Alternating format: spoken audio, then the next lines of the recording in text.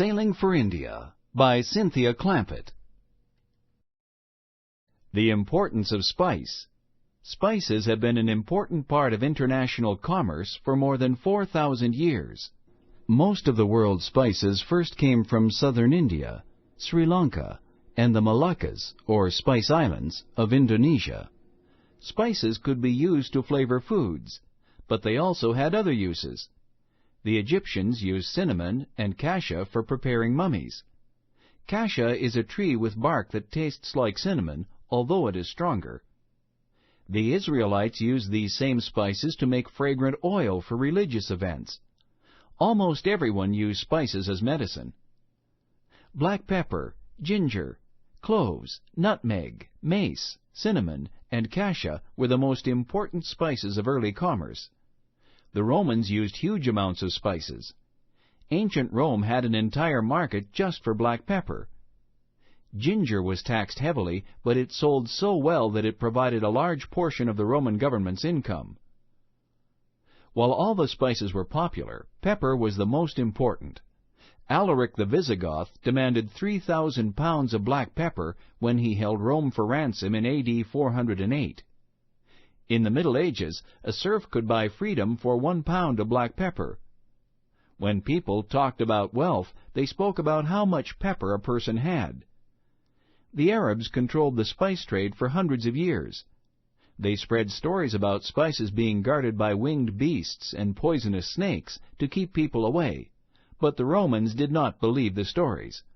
About AD 40, the Romans found a way to sail to India from Egypt. Once the Romans could trade directly with India, they used even more spices. When Rome's power faded, North Africa's Arab traders took control of the spice trade again. Merchants from Venice, who bought spices from the Arab traders, had a monopoly on the selling of spices in Europe through most of the Middle Ages. With Europe using an average of 6.6 million pounds of black pepper a year, Venice became wealthy. Its wealth soon created jealousy and competition. Muslims come to power. During the late 600s, Arabs spread across North Africa, conquering the cities of the Byzantine Empire. In the spring of 711, believers in Islam, or Muslims, from North Africa invaded Spain. By 714, most of Spain and Portugal were under Muslim control. The Muslims who had invaded Spain and Portugal came to be called Moors. Some people benefited by the Moors' presence. Serfs who converted to Islam were able to gain their freedom. Taxes were often lower under the rule of the Moors than under the rule of the Visigoths. In addition, Muslim culture brought Europeans into contact with sciences and arts that included architecture, map-making, mathematics, and astronomy. Another Muslim group, the Ottoman Turks, threatened the Byzantine Empire throughout the 1200s and 1300s. The Turks conquered Asia Minor, then entered Europe in the mid-1300s. They moved through the Balkan countries and captured Macedonia. In 1453, the Ottoman Turks succeeded in capturing Constantinople, the capital of the Byzantine Empire. The conquest of Constantinople shocked the people of Europe. Not only was Constantinople the capital of a powerful empire, it was also the center for trade with Asia. The spice trade was cut off. In 1492, Spain finally succeeded in forcing the Moors out of the country. After hundreds of years of fighting the Moors, the Spanish government could now focus its attention on something besides war. Finding a new way to India seemed like a good idea. The first country to reach India would become rich. Too far to go. Europeans knew the earth was round long before Columbus's time. The ancient Greeks mathematically figured out the circumference, or the distance around a circle, of the earth. What kept Europeans from sailing west was that they knew that the distance around Earth was about 25,000 miles. That meant Asia was many thousands of miles west of Europe. Ships were small, and it was not possible to carry food and water to last for more than a few months. Because people believed there was no land between Europe and Asia, there would be nowhere to stop for supplies. The trip seemed impossible to them. Another problem was that it was difficult to figure out where you were unless you stayed close to Europe. Sailors could use an astrolabe, an ancient instrument that used the stars to help determine position. If a ship sailed too far south, however, different stars could be seen. People used magnetic compasses to show direction, but direction does not tell you where you are. Maps were also important to navigation, the science of charting a ship's course and position. Maps, however, helped only while you could see land. Columbus sails west. Fishermen who sailed the North Atlantic sometimes told tales of seeing land. Few people believed these tales, but Christopher Columbus thought these stories were true and thought the land was Asia. Columbus was born in Genoa, Italy in 1451. He learned navigation in the Portuguese merchant marine and while sailing for trading companies. He sailed as far north as Iceland and as far south as West Africa. Columbus asked the King of Portugal to help him plan a trip to Asia, but the king refused. By 1486, Columbus had moved to Spain, where he presented his ideas to King Ferdinand and Queen Isabella. Columbus's plans were rejected twice. When the last area in Spain controlled by the Moors surrendered in January 1492, King Ferdinand and Queen Isabella sent for Columbus. They were now ready to help him. Columbus was given the title Admiral of the Ocean Sea. A court official helped him raise money for the trip. Columbus also used his own savings for the venture. On August 3, 1492, Columbus sailed from Spain. Rather than sailing straight west, Columbus headed south to Africa, where he could take advantage of winds that blew from the east. It took 2 months to cross the Atlantic Ocean. His crew became fearful, but on October 12, 1492, land was sighted. They thought they had reached the East Indies. Columbus and his crew sailed among the islands, giving them Spanish names, while looking for China and Japan. Columbus gave the name Hispaniola to the island of Haiti. Here he found gold, but not the great Asian cities he was looking for. With the help of the Taino people of the island, he built a fort and left part of his crew behind. Then, with gold, parrots, spices, new foods, and a few captives, he sailed back to Spain.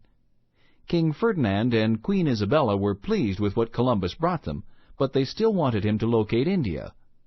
Columbus made 3 more voyages, exploring farther each time. He never became as famous as he had hoped, and Columbus died still believing he had reached Asia. However, many people realized that he had opened a path across the sea.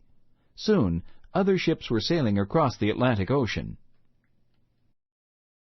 The Portuguese sailed for India. The Romans had discovered that if you could get to the east side of Africa, you could reach India.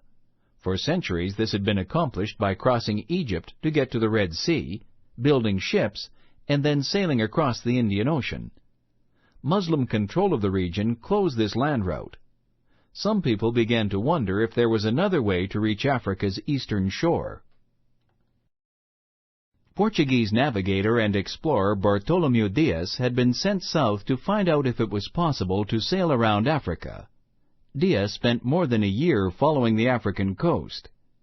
In February 1488, he sailed past the end of Africa, turned east, and discovered that his path was no longer blocked by land. Dias had discovered that it was possible to sail around Africa to reach the Spice Islands. As he sailed home, Dias saw a rocky point of land at the southern end of Africa. He named it the Cape of Good Hope, because it gave him the hope that he would reach India one day. The King of Portugal did not act on this discovery for another 9 years. When he did act, he did not ask Dias to sail to India. That honor went instead to Vasco da Gama, the son of a Portuguese nobleman. Little is known of da Gama's early life except that he was born in 1460 and studied mathematics and navigation. The King of Portugal decided in 1495 to send a fleet to India and chose Estefão da Gama, Vasco da Gama's father, to lead the expedition. When Estefão died, his son took his place. Vasco da Gama left Portugal on July 8, 1497. Sailing south, da Gama reached the Cape of Good Hope on November 22nd. By March 1498, he had reached Mozambique. In April 1498, da Gama's ships reached Kenya. There da Gama found a sailor who knew the way to India. It took 23 days to cross the Indian Ocean. On May 20th, da Gama reached southern India. Da Gama encountered storms as he sailed home from India, but he finally reached Portugal in September 1499. Upon da Gama's return, the King of Portugal sent out a fleet of 13 ships under the command of Pedro Alvares Cabral. Cabral reached India, but the people he left behind there were killed. In 1502, da Gama was given command of the fleet that was sent to avenge these deaths. Soon, Portugal had taken control of most of southern India's spice trade ports. With control of the spice trade, Portugal was suddenly a world power. Da Gama returned to Portugal and was named Viceroy, or Governor of India, in 1524. He died in India in 1538. Who owns what? Portugal and Spain had been rivals for a long time. After Columbus's first voyage, the two countries agreed to divide the world. An imaginary line called the Line of Demarcation was drawn from north to south, running through Greenland and Brazil. The two countries agreed that Spain would control everything west of the line, and Portugal would control everything east of the line. Portugal began to take control of cities along the African coast and in southern India. By 1512, the Portuguese had even reached the Moluccas, the Spice Islands of Indonesia. The King of Spain wondered if the Moluccas were far enough west to be part of the half of the world that was under his control. Ferdinand Magellan offered to find out the answer. Magellan was born in Portugal in 1480. He sailed for many years with the Portuguese navy, fighting in battles in Africa and India. In 1512 he was sent to Morocco to battle the Moors. In Morocco, Magellan received a wound that left him with a limp for the rest of his life. He later asked the Portuguese king for a small raise in pay, but the king refused and said that Magellan should think about working for someone else. Magellan gave up his Portuguese citizenship and offered his services to the King of Spain. Magellan suggested that the Moluccas should be reached by sailing west rather than around Africa. The king approved of the plan, and on September 20, 1519, Magellan left Spain with 5 ships. Magellan encountered storms as he crossed the Atlantic, but he reached Rio de Janeiro safely. He hoped to find a passage through South America, so he explored inlets and bays as he sailed south. Magellan found a strait on October 21st. A strait is a narrow channel that connects two bodies of water. This was the passage Magellan was looking for, and he sailed through to the Pacific Ocean. The Pacific Passage was calm, but very long. The ship's crews were sick and starving by the time they reached the island of Guam in March 1521. They stayed long enough to regain their health, and then loaded the ships with coconuts and sailed on.